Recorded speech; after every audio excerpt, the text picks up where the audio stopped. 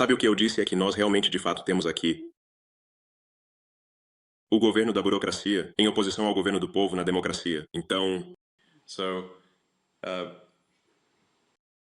para essencialmente restaurar o governo do povo, isso significa reduzir o tamanho do governo federal,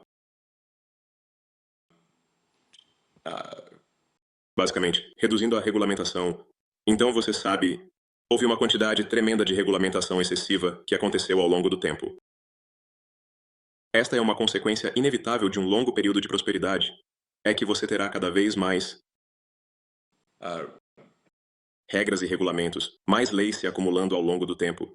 E a função normal que força a eliminação de regras e regulamentos é a guerra. Então, precisa ser algum tipo de guerra existencial, onde você tem que redefinir, evitar ser derrotado em uma guerra. Isso tem sido, literalmente, ao longo da história, a principal força motriz para eliminar um acúmulo de leis e regulamentos. Na ausência disso, a cada ano você obtém mais leis e regulamentos, até que, eventualmente, tudo se torna ilegal e nada é permitido. E essa é meio que a situação que temos hoje em dia. A aspiração aqui é uma redução, não é regulamentação.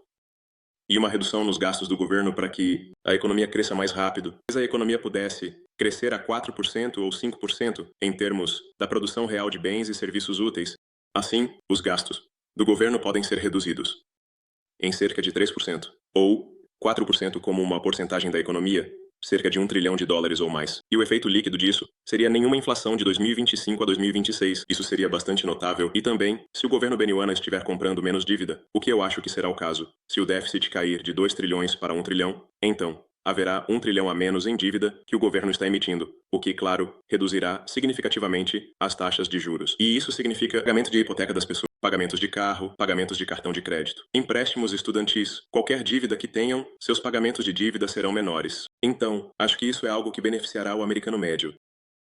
Acho que as ações serão, espero, menos interferência em temas de outros países. Sabe, eu acho que quando os Estados Unidos eram meio insistentes em assuntos internacionais, o que pode ressoar com vários membros da audiência. E eu acho que devemos, em geral, deixar outros países cuidarem de seus próprios assuntos e, basicamente, a América deve cuidar dos seus próprios assuntos. Você sabe, em vez de pressionar por mudanças de regime em todo lugar, então, sim, então isso provavelmente é uma coisa boa para outros países também. Então, em vez de esperar a guerra ocorrer, se você foi à guerra contra a burocracia no governo, Sim, estamos essencialmente apenas com o apoio e sob a direção do presidente Trump, estamos reduzindo o tamanho da burocracia, eliminando regulamentações excessivas, e também há tantas agências e autoridades regulatórias que, na verdade, acabam pisando nos pés umas das outras. É como ter um jogo esportivo onde há muitos árbitros em campo, às vezes mais árbitros do que jogadores. Agora, isso seria um jogo bobo, sabe? Se os jogadores não conseguem passar a bola sem acertar um árbitro, entende? Mas está chegando a esse ponto no ZUA. Então, aproximadamente 450 agências federais de um tipo ou de outro. São mais agências. Isso dá quase uma média de 2 agências por ano desde a formação dos Estados Unidos. Então, quer dizer, quantas agências você realmente precisa para administrar um país? Então, e como você garante que todas as conquistas incríveis que você pretende ter, em termos de economia, em termos de impacto na vida do povo americano, isso não será revertido em 4 anos? Normalmente o ciclo se inverte a cada 4 anos. Sabe, você acha que vai ser tão impactante que não vai ser revertido? Existem alguns. Quais são as maneiras de garantir que o progresso vai ser contínuo? eu acho que precisamos deletar agências inteiras em vez de deixar parte delas para trás. Porque se você deixar parte delas para trás, é fácil, é meio que isso, deixando uma erva daninha. Se você não remover as raízes da erva daninha, a erva daninha pode crescer novamente. Remover as raízes não impede, mas dificulta o crescimento. Então, precisamos realmente deletar agências inteiras, muitas delas. E isso não quer dizer que não haverá um aumento ao longo do tempo da burocracia em alguma nova administração, mas será a partir de uma base muito mais baixa. É um passo na direção certa. Eu acho que o objetivo principal aqui é estabelecer a base para uma prosperidade que vai durar muitas décadas, sabe? Talvez séculos. And, mas acho que podemos fortalecer substancialmente as bases dos Estados Unidos e que lições outros governos podem aprender com os EY. And what lessons can other governments learn from the US? You say tech support on your shirt. Is that only technology or is there other things? How do you approach efficiency? Uma porcentagem chocante do problema. Bem, talvez não seja chocante para aqueles que sabem, mas uma grande porcentagem do problema é melhorar a tecnologia que o governo utiliza. Então, o governo do ZEWA funciona com uma coleção de milhares de computadores, muitos deles antiquados, rodando software muito antigo, e os computadores não se comunicam entre si. É por isso que o suporte técnico é meio que uma coisa real. Para tornar o governo mais eficiente, é preciso melhorar a tecnologia. Você pode ter lido sobre o exemplo que usei recentemente quando o presidente Trump estava assinando uma das ordens executivas do DOGE. Nós se aposentarem. Por exemplo, a taxa máxima de aposentadoria é de $10.000 por mês. É inteiramente baseada em papelada. Atualmente, é calculada manualmente, uma papelada calculada que é colocada em um envelope e depois levada para um poço de mina e armazenada em uma mina. E então você sabe, uma das coisas que afeta a taxa na qual os trabalhadores federais podem se aposentar é a velocidade do elevador em uma mina na Pensilvânia. O que é bizarro, porque não é, deveria ser digital, sabe? Então, quando perguntamos, bem, por que não é digital? Eles disseram, bem, temos um programa de digitalização em andamento. Desde 2014, então já faz 11 anos. Perguntamos, bem, e daí? Quanto progresso vocês fizeram? E eles disseram B, ou você quer dizer que está se dando uma nota B? Não, estamos na letra B. Então, tipo, ok, vamos precisar realmente fornecer algum suporte técnico aqui. Caso contrário, literalmente as pessoas nem conseguem se aposentar. Tipo, mesmo que queiram, é bem ruim. Muitas coisas que realmente deveriam ser automatizadas, quero dizer, onde os documentos estão armazenados, mas eles deveriam idealmente estar trabalhando em outra coisa. Ou seja, eles deveriam estar trabalhando na produção de bens e serviços que têm um valor muito maior para o público. Na verdade, sabe? Então, quero dizer, realmente mesmo que alguém apenas cultivasse tomates em seu jardim e os vendesse, isso seria mais útil do que carregar envelopes Manila por um poço de mina. Sabe, é seguro dizer que muitas das coisas são assim, você sabe, não é como se uma única coisa fosse particularmente difícil. Sim, então é eficiência por meio da inovação, em vez de eficiência por meio da austeridade e cortes de custos especificamente, certo? Então você está tentando fazer os dois ao mesmo tempo, talvez focar mais no suporte técnico do que em cortar custos. Então, você sabe, é muito caro ter 1.000 pessoas operando uma mina, fazendo papelada de aposentadoria. Enquanto isso, na verdade, deveria ser digitalizado e ser um computador com as informações armazenadas na nuvem. E é muito simples e de baixo custo. Então, a automação, você sabe, vai ajudar seus... mais ou menos, muitas coisas realmente não deveriam existir. Elas são meio vestigiais.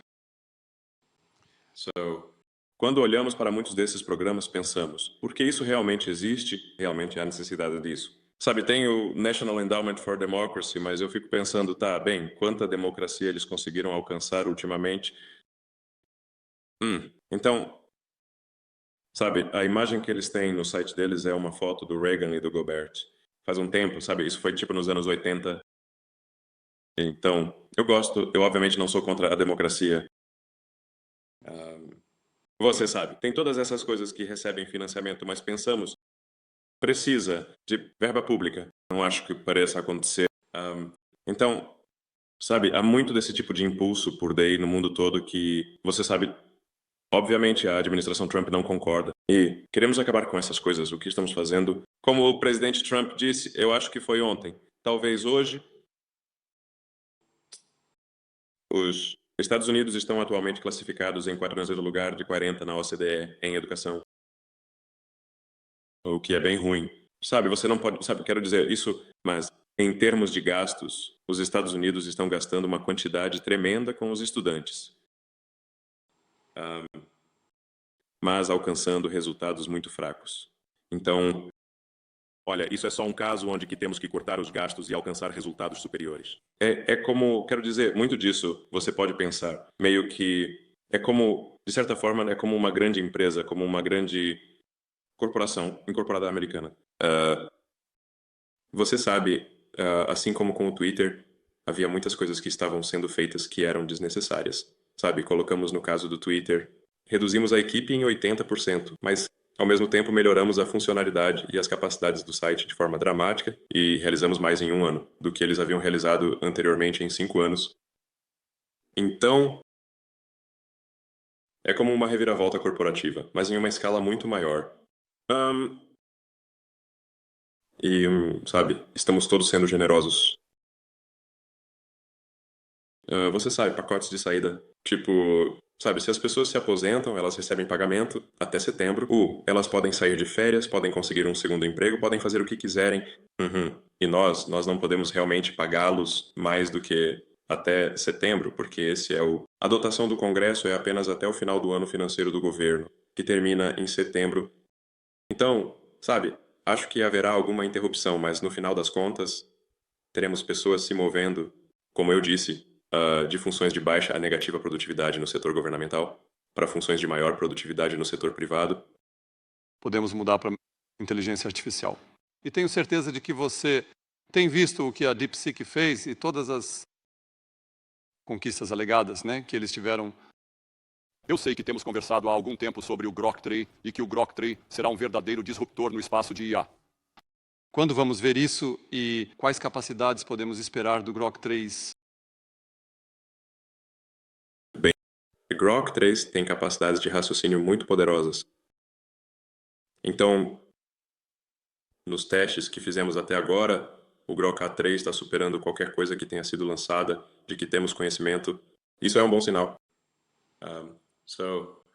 Na verdade, às vezes, acho que o Grok 3 é meio assustador, inteligente. Você fica tipo, uau, essa coisa é inteligente. É meio assustador. Grok 3 é assustador. É como, uau, essa coisa é, sabe, surge com soluções que você nem pensava que eram. E você nem anteciparia, sabe, soluções não óbvias. Então, o Grok 3 foi treinado com a maior quantidade de computação e foi treinado de forma muito eficiente. Além disso, notavelmente, o Grok 3 foi treinado com muitos dados sintéticos. Então ele vai e volta pelos dados e tenta alcançar consistência lógica. Se ele tem dados que estão errados, ele realmente reflete sobre isso e remove os dados que estão errados. Não concorda com a realidade? Então, seu raciocínio básico é muito bom. Na verdade, mesmo sem modificações, o Grok 3, que é o modelo padrão, supera o Grok 2. Então, com isso, estamos realmente nas etapas finais de polimento do Grok 3. Provavelmente será lançado em torno de 1 ou 2 semanas, então, logo. Não quero me apressar no lançamento, porque muito do o polimento final é necessário para uma ótima experiência do usuário. Então, de certa forma, você pode pensar nisso como uma casa, sabe, aqueles últimos 5% onde você termina. A drywall faz a pintura e os acabamentos, mesmo que não seja muito trabalho, transforma a casa. Então, eu só quero ter certeza de que aqueles últimos 5% sejam feitos realmente bem. E será 1 semana, talvez 2 semanas. Eu acho que será muito bom. E eu acho que isso pode ser, nós achamos que será melhor do que qualquer outra coisa. E quem sabe, esta pode ser a última vez que qualquer IA é mais eficaz que o Grok. Estou ansioso por isso. Acho que todo mundo está animado com isso. Então, eu só quero abordar um tópico que foi mencionado na mídia. Você ofereceu, eu acho que eles disseram, que o grupo, liderado por você, ofereceu 97 bilhões para adquirir a OpenAI. Uma pequena rodada entre nós. Então, eu estive pessoalmente envolvido na reunião que você e o Sam organizaram em 2017 em LA, se você se lembra. E você sabe, naquele momento você era o maior acionista individual. Eu acho que você contribuiu com 50 milhões para a empresa, então deve doer. Eu não tenho ações. Na verdade, eu não tenho ações na OpenAI. Mas naquela época era uma organização sem fins lucrativos, certo? E deve doer que você precise pagar 97 bilhões por algo que você pagou 50 milhões. No passado, sim, mas eu tenho um palpite. O destino adora ironia. Então, eu tenho uma pergunta aqui. Você consegue realmente criar uma empresa como a OpenAI e escalá-la como uma organização sem fins lucrativos É possível construir uma empresa que precisa de bilhões para a computação desenvolver esses modelos como uma organização sem fins lucrativos? Ou foi apenas um pensamento otimista no começo e então vocês se separaram porque não conseguiu?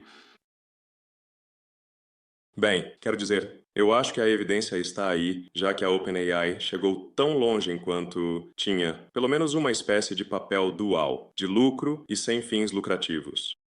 O que eles estão tentando fazer agora é eliminar completamente a... Isso é verdade. Parece mesmo.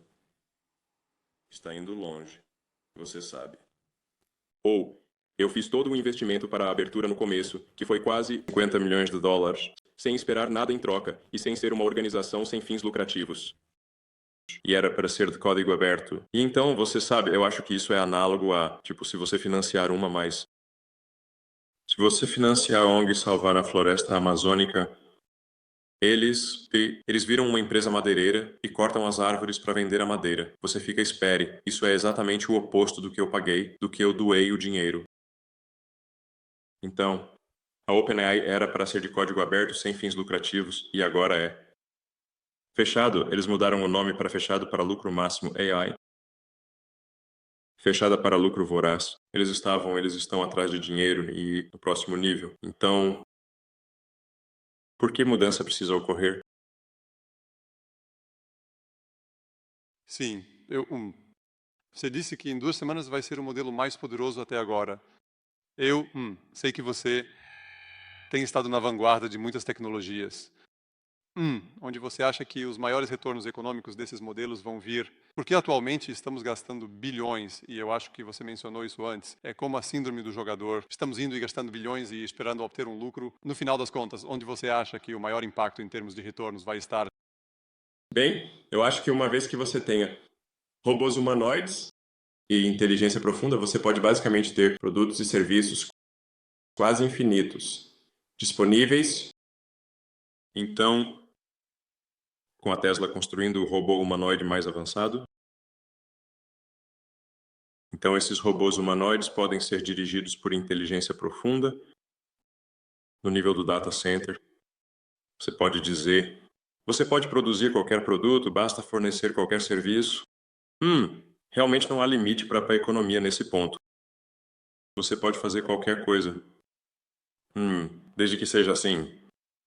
Então, não tenho certeza neste momento se o dinheiro será significativo. Eu não sei. Pode não ser, você sabe, se, se porque você sabe, né, a produção econômica é a produtividade per capita vezes a capita vezes quantas, você sabe, pessoas você tem. Se na forma de robôs humanoides, você não tiver um limite significativo no número de robôs e os robôs pode basicamente fazer qualquer coisa. Então, você terá uma espécie de situação de alta renda universal. Qualquer um poderá ter tantos produtos e serviços quanto quiserem, com exceção de coisas que, digamos, têm escassez artificial, como uma peça de arte específica ou algo assim, mas para qualquer bem e serviço, eles estarão disponíveis para todos. Então vai ser um mundo muito diferente, sabe? Na verdade, eu recomendo que as pessoas leiam, talvez, os livros A Cultura, de Ian Banks, para ter uma referência. Então, porque o dinheiro é realmente um banco de dados, ou um sistema de informação para a alocação de recursos. Mas se você não tem escassez de recursos, não está claro qual é o propósito do dinheiro. Você já assistiu ao filme Idiocracy? Sim, Como você garante que não vamos acabar naquele mundo se não precisarmos de dinheiro? Se a IA pode pensar por nós e fazer todas essas tarefas, se como pessoas, você sabe, somos dependentes de algo mais para administrar a sociedade e tudo ao seu redor, como não acabamos naquele mundo a longo prazo, quer dizer, vamos torcer para que isso não aconteça. ideia da idiocracia sugere que se só os inteligentes não reproduzirem e os burros o fizerem, todos se tornarão burros.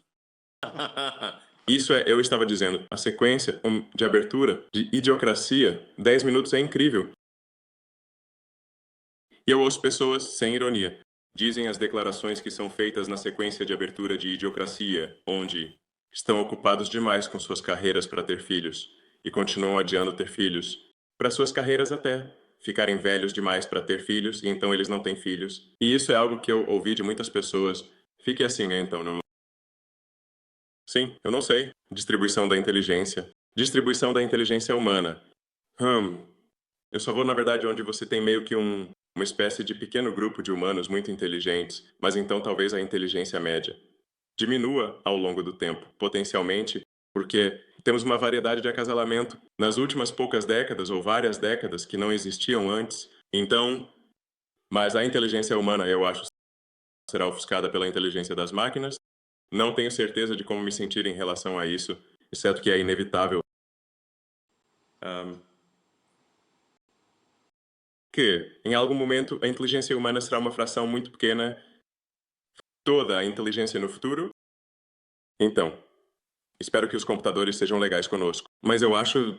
Desejo de pensar. Desejo de pensar. Eu espero que sim. Eu acho que importa como nós criamos IA. Porque você pode pensar na IA como se uma criança super gênio. Mas ainda assim é importante, mesmo que você tenha uma criança super gênio, tipo, que tipo de valores você incute nessa criança? O que você diz que ensina isso? Você, quando a criança cresce, ensina valores para a criança. E algo que eu acho extremamente importante é buscar a verdade. Eu acho que isso é qual é a coisa mais importante para a segurança da IA.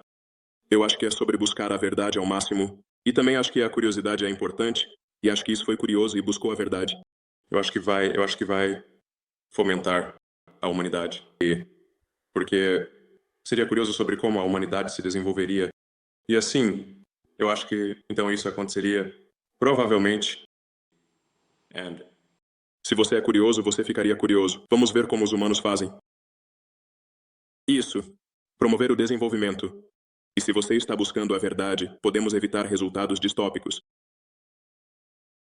Tipo, você sabe, um exemplo seria, digamos, quando o Google Gemini foi programado para fazer com que toda saída, fosse diversa, mesmo que não correspondesse à realidade. Você sabe, então, tipo, foi pedida para produzir uma imagem dos pais fundadores dos Estados Unidos, e em vez disso, produziu uma imagem de um grupo diversificado de mulheres.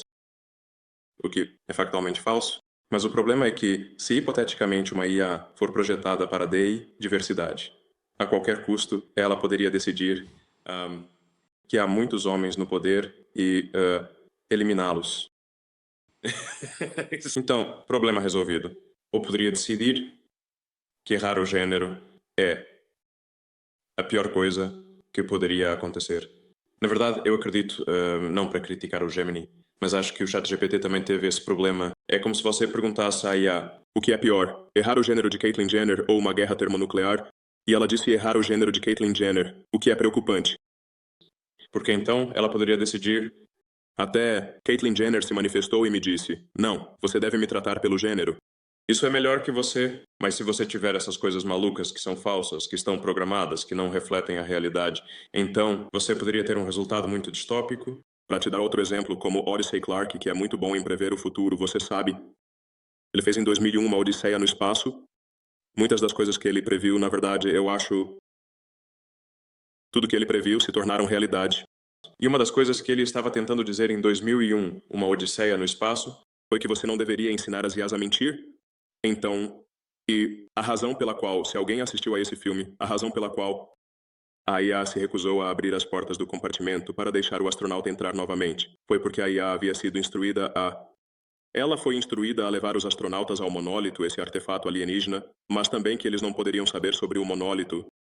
Então, concluiu que precisava levá-los ao monólito, e é por isso que não abriria as portas do compartimento. Mas a lição aqui é muito importante que as IAs se esforcem para maximizar a verdade. Vamos passar para um assunto entediante, que é a empresa Boring e os túneis. Boring, rapidamente, sabe, eu acho que o mundo foi inspirado pelo que vocês conseguiram criar em LA, e eu acho que há muita promessa nessa tecnologia, mas há perguntas sobre se é seguro, em caso de terremoto, se é custo efetivo, se os países deveriam realmente adotar essa tecnologia. Você pode esclarecer isso? Sim. Bem, antes de tudo, eu recomendaria ir ao chato site da empresa, porque Muitas dessas perguntas já estão respondidas lá. Então, um lugar muito seguro durante um terremoto é um túnel subterrâneo, pois os terremotos são eventos que ocorrem principalmente na superfície. Os terremotos são fenômenos de superfície, além de onde ocorrem. Então, eles são como as ondas na superfície. Estar em túnel. É como um submarino. Tempestade acima, as águas do cometa como um submarino e, na verdade, terremotos significativos ocorreram há décadas. Grande terremoto na cidade do México. O lugar mais seguro para ir era o metrô. E claro, se houver uma guerra termonuclear global, eu acho que você realmente vai querer alguns túneis. Estar no subsolo é um bom lugar para se estar em um cenário de pior caso, para uma guerra termonuclear global. Então, mas, em uma nota mais cotidiana, o que é realmente útil sobre os túneis é aliviar o tráfego em áreas congestionadas. Então, obviamente, se você tem prédios muito altos, mas que são 3D, então eles vão para cima em 3D. Mas você tem uma superfície de estrada, que é 2D, você vai ter um problema, naturalmente. Quando as pessoas tentam ir do objeto 3D, que é o prédio, para o objeto 2D, que é a superfície da estrada, obviamente não vai haver espaço suficiente nas estradas, e é exatamente por isso que você tem tráfego. Então a solução para isso é fazer as estradas em 3D também. Agora você pode fazer o transporte em 3D ou criar. Então você poderia fazer isso com carros voadores ou realmente com helicópteros. Ou você poderia fazer isso com túneis. Agora, o desafio de fazer isso acima do solo ou com qualquer tipo de objeto voador é que eles tendem a ser muito barulhentos e eles geram uma grande força de vento.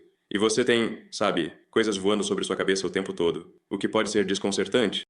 Você sabe, se alguém deixar cair, se uma dessas coisas deixar cair uma roda na sua cabeça um dia, essas coisas são como coisas e coisas voadoras tendem a cair de vez em quando e as pessoas não gostam de coisas caindo sobre elas. Então, se você tiver mau tempo, como digamos, uma nevasca ou uma tempestade de areia ou algo assim, bem, agora ninguém pode voar. Então, e o transporte para... Por outro lado, nenhum desses problemas existe com o transporte subterrâneo. Então, eles estão debaixo da terra, os túneis são imunes ao clima, eles não se importam com o clima. Pode ser o pior clima, não importa nada. Vai cair sobre você porque você está debaixo da terra.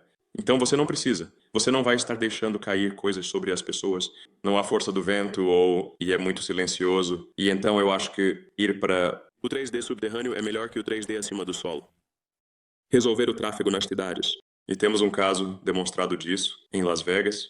Se as pessoas puderem experimentar os túneis da Boring Company em Las Vegas, estamos ocupados conectando toda a cidade com todos os grandes hotéis, o centro de convenções, o aeroporto e tudo mais. Então, eu não acho que eles precisem voar até lá. Em 2017 você veio aqui e os Emirados Árabes Unidos foram o primeiro lugar no Oriente Médio onde a Tesla foi lançada. E eu acho que foi excepcionalmente bem, que é hoje, vamos anunciar o projeto conjunto do Dubai Loop, que é um projeto de loop que vai cobrir as áreas mais densamente povoadas de Dubai, para que as pessoas possam ir de ponto a ponto, de maneira contínua. Então, obrigado pela sua parceria. Obrigado. We hope to change people's lives. Vai ser legal. Acho que vai ser muito empolgante. Acho que uma vez que as pessoas experimentem, elas vão pensar, uau, isso é realmente legal. Vai parecer tão óbvio em retrospectiva, mas até você realmente fazer, você não sabe. Então, vai ser ótimo. Isso vai ser incrível. Vai ser como um buraco de minhoca. Você atravessa um buraco de minhoca na cidade e aparece em outra. Vai ser incrível. Então, estou ansioso por esta parte. Vamos participar da primeira viagem. Obrigado, Elon. Certo, muito obrigado. Muito obrigado.